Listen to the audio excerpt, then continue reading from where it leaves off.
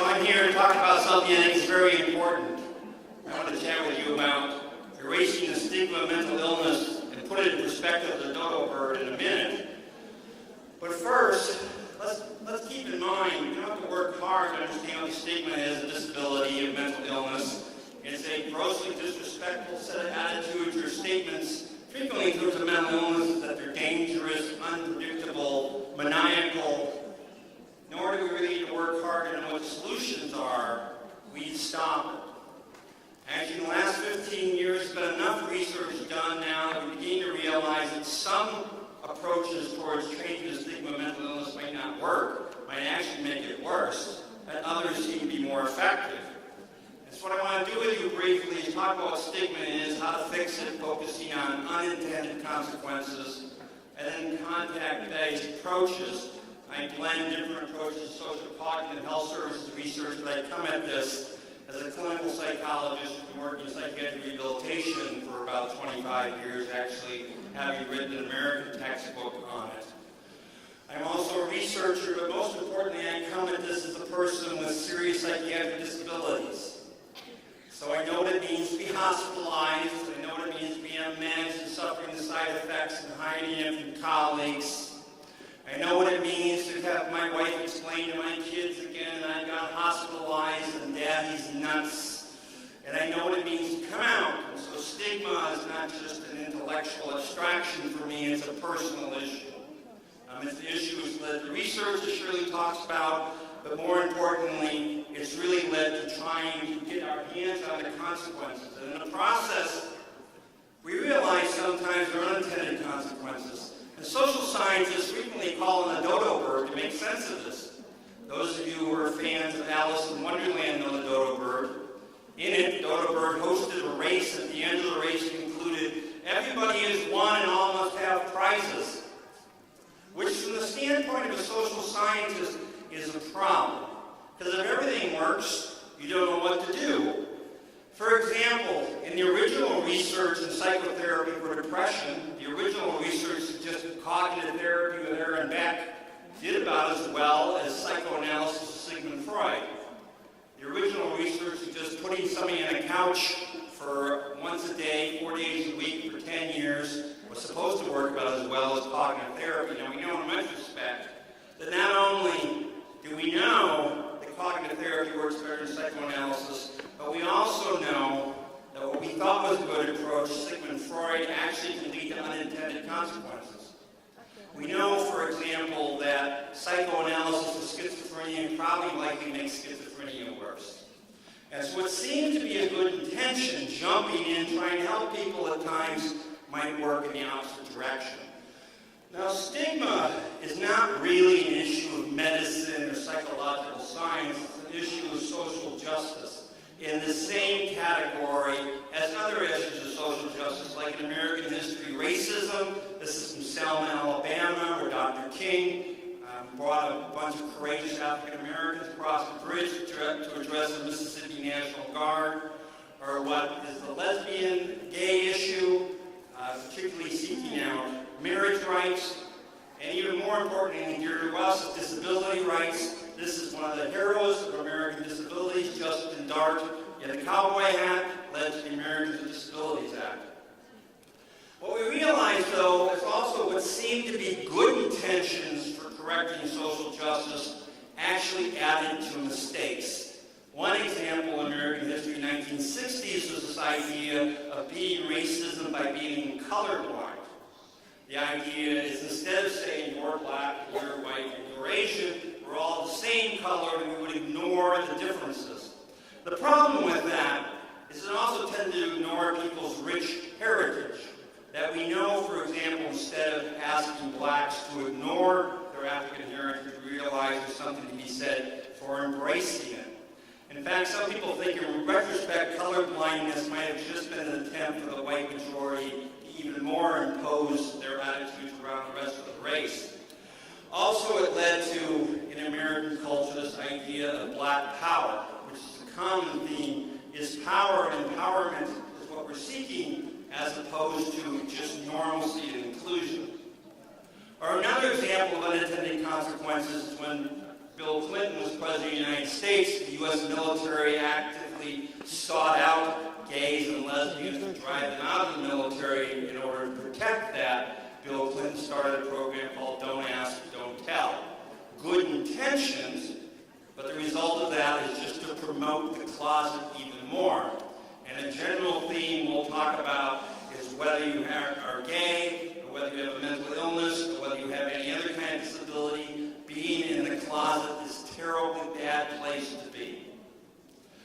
And what is especially near and dear to me, as a Jesuit-trained Catholic, is an unintended statement that Pope Francis made in his inaugural Mass. You know, Pope Francis named himself after St. Francis of Assisi, in part to promote and return the Catholic Church to its roots of trying to help the poor and the weak, which is what he said in his inaugural Mass. But he also said what we should do is focus on the least important, which again is a message for disabilities, that somehow by being endowed with disabilities, we are least important.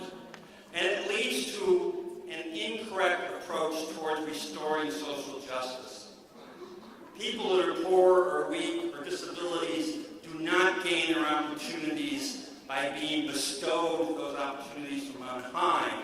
Rather, what we seek is the power to seek out and pursue our goals on our own.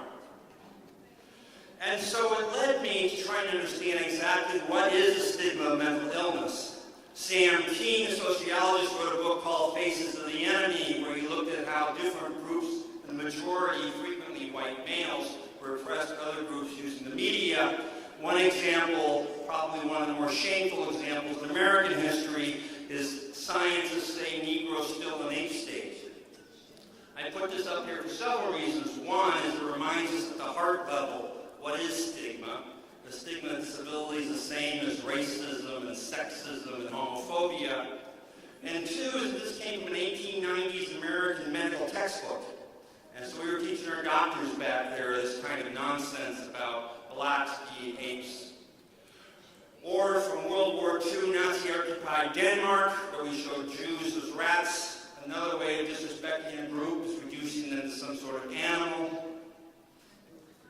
Or one half of the population is done to the other half of the population, so the harder a wife works, the cuter she looks. Which is what particularly sobering about this is something we would have seen in my lifetime in the United States. Now, if there's any good news about sexism and racism, and how can there be good news about the two? If there's any good news about it, it's that these obvious issues of disrespecting women or people of color or Jews has pretty much gone away in the media. Don't get me wrong. That doesn't mean we fixed racism, but you don't see some blatant images anymore. Not so with mental illness. All you need to do in America is listen to talk radio. A number of times they talk about wackos and psychos and nuts. And you see it in the movies. This is Freddy Krueger from Nightmare on Elm Street, the most popular cinematic maniac since Darth Vader, or Jason from Friday the 13th. You see it in the newspapers. Free mental patient kills mom, or get the violent crazies off of our streets. Now these are tabloids, right? This is what tabloids are supposed to do. I mean, in America, the only way you're going to buy one of these things is they have such a horrendous cover on it. This is actually from a very serious, very well-written weekly in Chicago called The Reader. In this, the gentleman on the left in drug-induced psychosis, he was a physician at the time, killed his wife, ended up spending 15 years in the psychiatric prison outside Chicago, was about ready to be released to the community, and reporter Ted Klein wrote a fairly balanced article. But as a result of the editor throwing his headline on there, "Is this man a monster?" the gentleman is spending another couple of years in the prison hospital. You see in advertising, this offer to get you committed. Crazy Eddie's record asylum. To offer these deals, you have to be committed. Maniac out of control. Or this is a billboard outside the U.S. Capitol, lobster lunacy. Now sometimes people say, aren't we just being a little politically correct? I mean, shouldn't we just lighten up a little bit? But then the chef does everything but cook. That's what wives are for. Well, just to realize that's a really inappropriate way to move a product. So similarly with mental illness. And now see if you can make this out. This is a straitjacket filled with nuts, which won the Clio Award. The Clio Award is the Academy Award of Advertising in the United States. You see it in comics, just plain nuts. There's a couple things wrong with this. One is just the disrespectful way the message on the pad, but the other is that the psychiatrist is doing this. And it's okay for him to laugh at people. It must be okay for anybody to laugh at people. Sir, these gentlemen from the U.S. Equal Employment Opportunity Commission are here to explain new rules of mental illness in the workplace. To understand this, you have to put it in American history. In 1990, George Bush signed the Americans with Disabilities Act, which guaranteed all sorts of work and accessibility rights to people with disabilities. It was in place 5 years before anybody ever applied it to mental illness. The EEOC, the Employment Opportunity Commission, did so, and you saw humor like this as a result. S is for Stanley. Stanley's a crazy murderer who likes to murder little boys and girls early Sunday morning. Are you afraid of Stanley? From a very famous American author, some of you might know Shel Silverstein. This is his A to Z dictionary. Now, at least for mental illness, the stigma to be most concerned about is the idea that they're dangerous, that they can be homicidal. As a result, I want them to stay away from me. That said, there are other stigmas. One of them is the benevolence stigma. It's kind of odd to think stigma could ever be benevolent, but the idea is that adults with serious mental illness are big, silly kids. And because of that, they need an authority figure to tell them what to do. So you see it in movies like The Dream Team with Christopher Lloyd, Peter Boyle, Michael Keaton. They're for psych patients who get away from their keeper, having a zany, wacky day, bopping around Manhattan. Or Jim Carrey, and me, myself, and Irene. He's actually got both sides here. On the left, he's this kind of silly, dopey cop. On the right, he's kind of this maniacal police officer. It was particularly unfortunate that Mr. Carrey decided to do this because he has bipolar disorder, and he was perpetuating the stigma that could turn around and harm him. Or how to avoid hiring lemons, nuts, and flakes. What's particularly concerned about this is an HR, a human resource department, the personnel department of a major corporation in the United States came up with this flyer. Now, is it any better? I mean, some of these are kind of old. Let me give you a couple more recent examples. This is from an Ohio printing company. You're looking in the front window. Pretend the woman's not there. You see a chair kicked over, 2 legs hanging down, a sign saying, "Contemplating suicide, get your suicide notes printed here." If that's not a big enough problem, she's the owner of the company. When they tried to ask her to talk about this, she didn't understand the big deal. Or an example from about 10 years ago, Trenton State Hospital. For those of you who've seen A Beautiful Mind with John Nash, this is where John Nash would go when he would relapse. They had a fire. The next day, the local newspaper's headlines was "Roasted Nuts." So the stigma of mental illness is still quite popular, quite common in the media. What does research show about it? Well, colleagues of mine did a study in 1956 that looked at the degree to which the population believes people with mental illness are dangerous and compared it to 1996. If you believe, in fact, people with mental illness are more dangerous than everybody else, you would be committing an error. That research clearly shows it's not the case, that if anything, people with mental illness are more likely to be victimized by crime than they are likely to commit crime. And so what you might hope is between 1956 to 1996, it got cut in half. And what you found is the reverse. So that's 40 years, the stigma of mental illness got twice as bad. Now that's 1996, it repeated in 2006. The stigma of mental illness is getting worse, not better. That's an American data, but I will show you other data that suggests it's the same pretty much around the world. So let me give you a brief summary on what we think stigma is. Stigma is a series of stereotypes, prejudice, and discrimination. Now, let me tell you stereotypes, prejudice, and discrimination that we know in the United States about Irish Americans. I'm not sure if Minister Lynch is here, but the stereotypes in the United States is all Irish Americans are drunks, and we beat our wives. Stereotypes are unavoidable. If you live in a culture, you learn a stereotype. If you live in Israel, I imagine there are stereotypes about Arabs. They are unavoidable. Prejudice is agreeing with the stereotype. That's right, they're all drunks. And and having an emotional reaction, and discrimination is a behavior, so I'm not going to hire them or rent to them or be their friends. Of course, what we're much more interested in is what the stereotypes, prejudice, discrimination are about mental illness. Stereotypes for people with mental illness are weak or dangerous or choose to have a mental illness. Prejudice is agreeing with it. Yep, they're all dangerous and therefore I'm afraid of them, and therefore I don't want to hire them or rent to them or the like. And it plays out in public stigma and other ways too. Let me just talk about public stigma. Our research quite clearly shows that if you're a person labeled with mental illness, you have a harder time getting a job, you get reasonable accommodations, worse housing, we'll come back to health care, educational opportunities diminish, your legislature won't support your programs, faith-based communities where people turn for help frequently turn you away, and at least coercive treatment, the idea you can't decide for yourself, so I'm going to decide what kind of medications you need. But a particularly sobering finding is this. This is from a colleague named Ben Druss. This is based on 45,000 patients who saw their primary care doctor.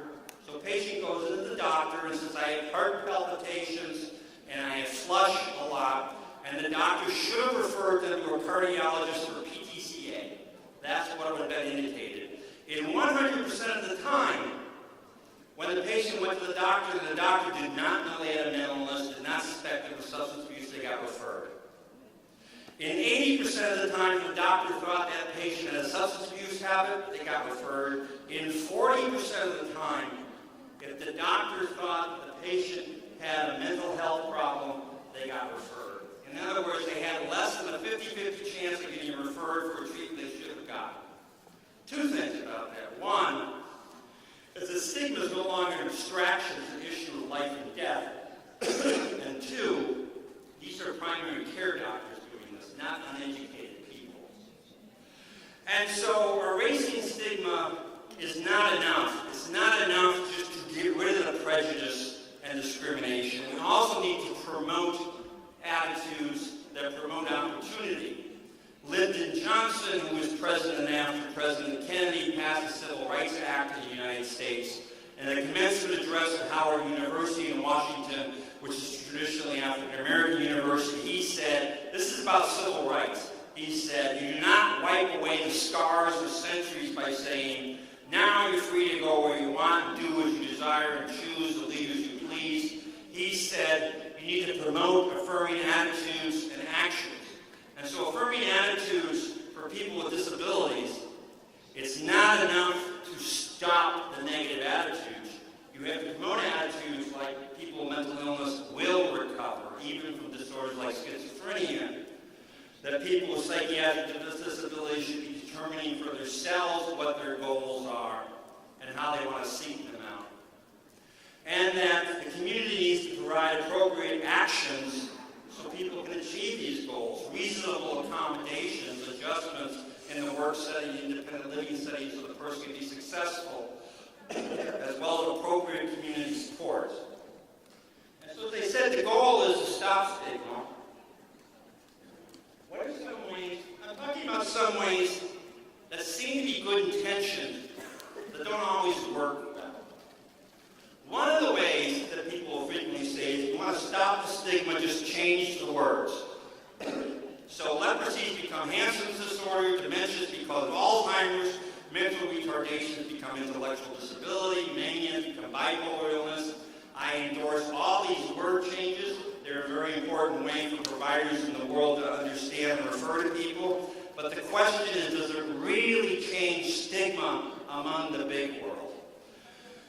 Our Asian colleagues have looked at this in terms of schizophrenia. The Japanese have changed the word for schizophrenia from what translates to mind split disease, integration disorder. The Koreans have done it, Hong Kong, Singapore, Chinese. The Japanese actually did it long enough that they could see what kind of impact it had on the Japanese culture. And so in a study by Takashi et al., they found two results. One result they found is that the average population was totally oblivious to whatever you call schizophrenia. You are still dangerous. The other difference they found is that psychiatrists learned the new words really fast. For the same reason of any mental health professional in the group who learned the new words in the DSM-5 when they came out, which if you want to bill, you have to learn how the labels change. But here's the problem with labels. It's whether you use a disrespectful word like psycho or a more appropriate word like integration disorder, you're still referring to difference. In the United States, we went from the N word to darky, to colored, to African American, a good progression, but we're still accentuating the difference between them and us, and that's fundamentally what discrimination is. Social scientists now talk about modern racism. It's not that racism's gone away, it's just that it's gone undercover. I may no longer use the N-word, but I'm not going to hire a black person. And you see it in cartoons. Policy change. Crazy is now on the growing list of politically incorrect words. Seems offensive to people in a certain mental state, the sanity challenge. The problem with saying you fix stigma by changing the words to make it look easy. And the problem when you make it look easy is governments like our National Institute of Mental Health will stop funding work in that area. Or advocacy groups in the United States say stigma is no longer a problem because we got the new words. Another unintended consequence is knowledge. Now this is an important one. Because a lot of people say if you want to fix stigma, you should educate it away. And if I'm going to lampoon any thought, it's that education for changing the stigma of mental illness does not work very well. It works for educating people about what an illness is and how to treat it, but it doesn't work for changing bigotry and prejudice. What does, to jump ahead, what does is similar to what Rick said, is stories from people with lived experience. But what do we know? In the United States, there was this program called DARE. We did it with all our high school students. It was trying to teach high school kids about drugs and alcohol so they wouldn't use it. At one point, it was in 75% of U.S. school districts in 43 countries. They did a bunch of research on it. Let me tell you some of what this research said. 5 studies showed no difference. 1 study showed kids in DARE were significantly different than kids not in DARE. Kids in DARE were using drugs and alcohol more.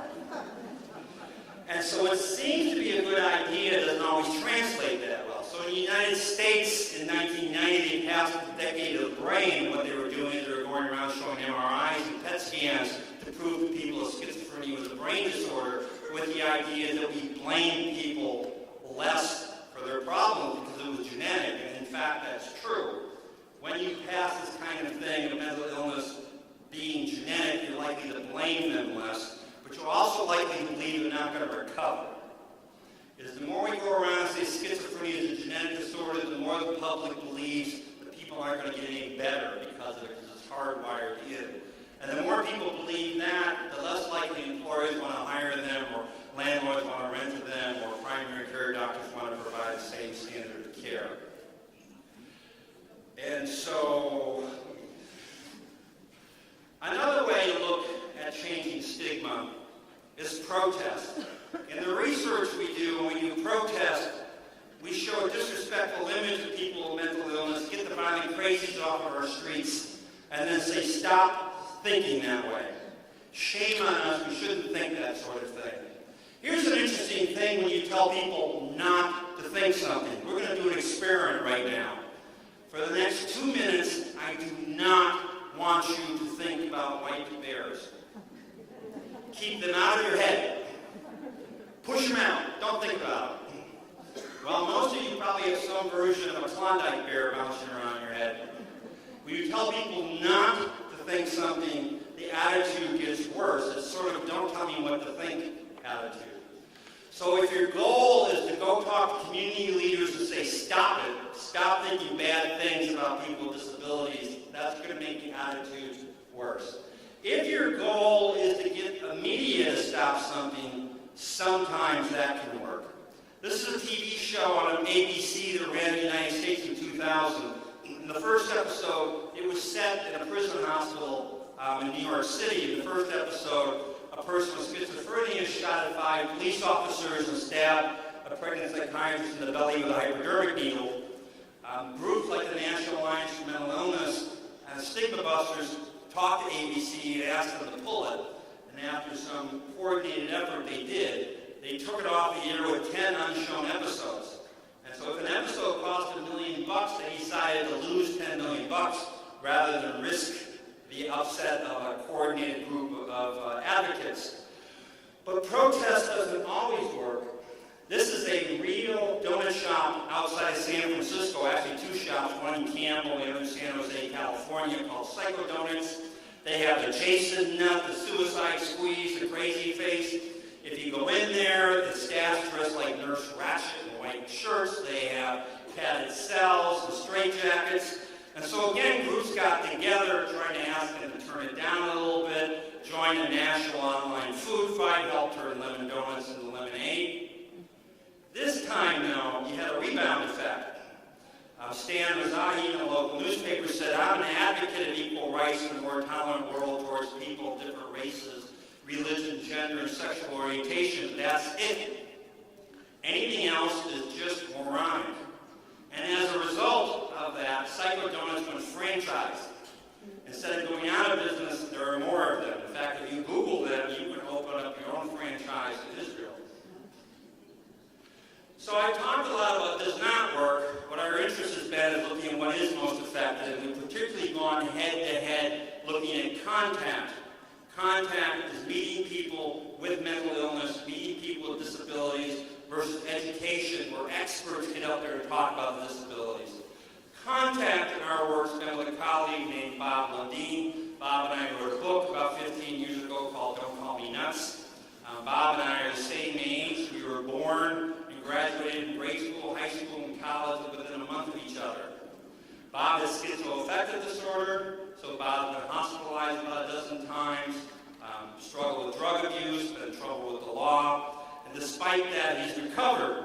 And so when Bob tells a story, he says, "I have schizoaffective disorder, my childhood was not unusual," which is an important statement to make because a lot of people believe people with mental illness are born broken. That he has a traumatic mental illness.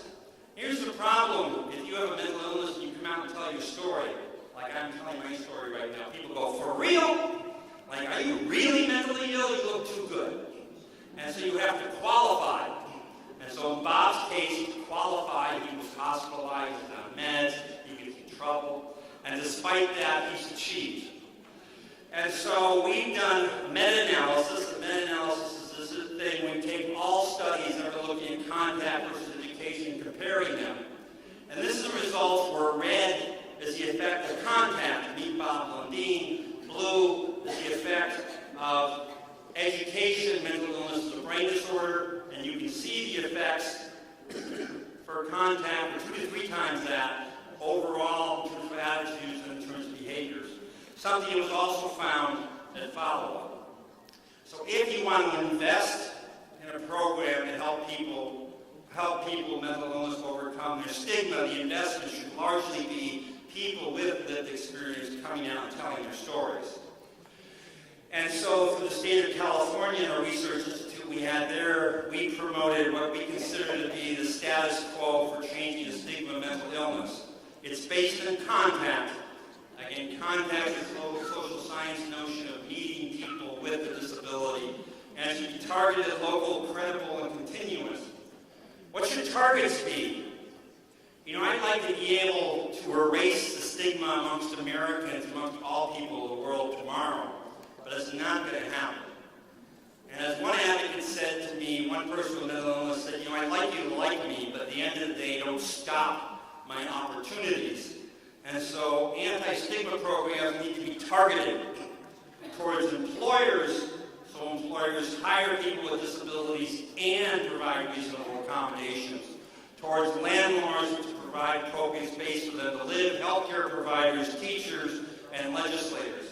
Let me tell you, the anti-stigma program for an employer is going to look a lot different than it is for a legislator. In either case, those programs are run by people with mental illness. It should be local. We rolled this program out in Canada, and as many of you know, Canadians tend to think Americans are kind of full of ourselves, and so they don't really believe our perspective has a lot of value to them. But even more importantly, I'll give you a little American geography lesson. I'm from Chicago. We're Illinois, we're right in the middle of the country. We're what's considered the breadbasket. And while Chicago is a town of 10 million people, the entire state is very farm town, so we're up there at the top. And in the middle is a perfect state called Peoria. And Peoria is a bit of a farm community, and what they say in the Midwest is to play in Peoria. Whatever we come up with, Chicago is not going to play in Peoria. Let me tell you, whatever we come up with in the United States is not going to play in Israel or Ireland or the Netherlands. Things need to be developed at the local level. So local means not only by country, but by city, by neighborhood, by faith-based community. Finally, you have to ask whether the message is credible and continuous. I've worked a lot with our Department of Defense and the Department of Veterans Affairs, but I have not been in the military myself, which is a concern because we know the stigma of post-traumatic stress disorder is quite high, especially with our recent involvement in the wars in Afghanistan and Iraq. And so we know in the work we've done is Marines talk to Marines, sailors talk to sailors. We know that officers have credibility with enlisted personnel, but not the other way around. We also know that meeting Bob Lundeen once is good, but it's not enough. That to have real stigma change, people have to come out. Which leads to what we believe is the grand plan of coming out. What we've learned from the gay community, in some ways, I really think understanding the stigma of mental illness and other disabilities are quote-unquote hidden. And by hidden, I mean you can't quite see them. But we know that these disabilities is that being in the closet is very harmful, so the idea of coming out can be very helpful. And so we believe success in coming out with mental illness is for mental illness to come out mad and come out proud. In the United States, several famous people have come out. I love this slide because these are famous people in the United States, and my students go, who are those guys? Rod Steiger, Academy Award winner, Patty Duke, Mike Wallace from 60 Minutes TV show, Margot Kidder, who was the first Lois Lane. More recently, and people I've worked with is Patrick Kennedy, who's the son of John F. Kennedy, a very famous football player named Brandon Marshall. Glenn Close, who was Cruella DeVille, his sister Jessie Close. In each case, famous people are coming out, which is a good first start, but here's the problem when famous people come out. Thurgood Marshall was the first African-American Supreme Court Justice in the United States. And when he became Supreme Court Justice, a lot of progressive people say that's really going to change white people's attitudes. They're going to look at him and say he's a black man, he's a great man, black people must be pretty competent. But it doesn't work that way. You look at a competent person like him and you say he's not like other black people. Or you look at John Nash with schizophrenia and you say John Nash is not like other people with schizophrenia. That the secret for being effective is for the average person to come out. And so this is a book that we just published, Coming Out Proud, Erasing Stigma, Mental Illness, which is 37 stories. These are the 37 authors telling their stories about what it means to come out. Not just in terms of coming out about their illness, but be proud about their recovery. And so it's led to a program that we developed called Coming Out Proud. Let's talk a minute about a name. When you talk about words, it's really interesting. Because in the United States, Coming Out Proud has gotten a lot of blowback to us. You have the lesbian gay community saying, what are you doing calling us mentally ill again? You have the far-right conservative community saying, how come you hooking this interesting program up with gay folks? And so the program is also known as Honest, Open, Proud, or Rose by a Rose is the other name. The state of Wisconsin we're working with is actually the one that coined this. This program now run by the National Alliance for Mental Illness. What it's arguing is, and it's a program that has 3 lessons to it. The first lesson is for people with mental illness to consider the pros and cons of coming out. Here's the reality, is coming out is quite risky. That if there were not risks to coming out, we wouldn't be talking about discrimination and prejudice and stereotypes. And so we ask people to consider for themselves the pros and cons of coming out. If they're going to come out, we ask people to consider different ways of disclosing. You know, I don't have to just come right up to a stranger and say, hey, I have bipolar disorder.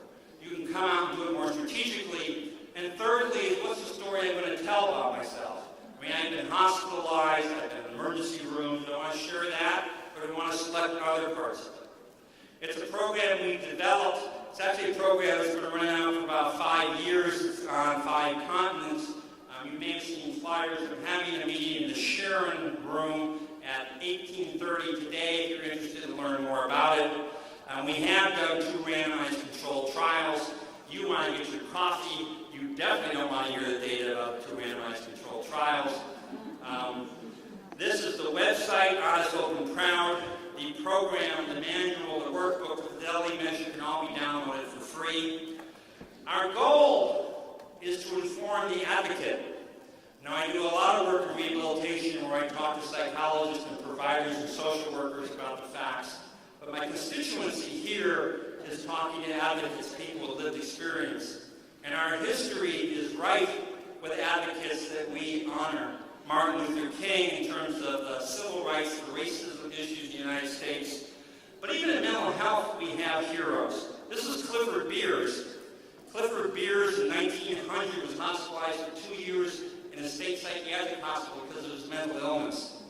He came out, he sang this fight in the open, and this is more than 100 years ago, where we used to believe people with mental illness were witches and demons. So talk about courage. He is an icon for us and the kind of effort we need to go through. And he reminds us of a prayer that Gandhi said that inspires a lot of the work we do. Let our first act every morning be to make the following resolve for the day. I shall not fear anyone on earth. I shall fear only God. I shall not submit to injustice from anyone. I shall conquer untruth by truth, and in resisting untruth, I shall put up with all suffering. What's good for him is good for us. Thank you.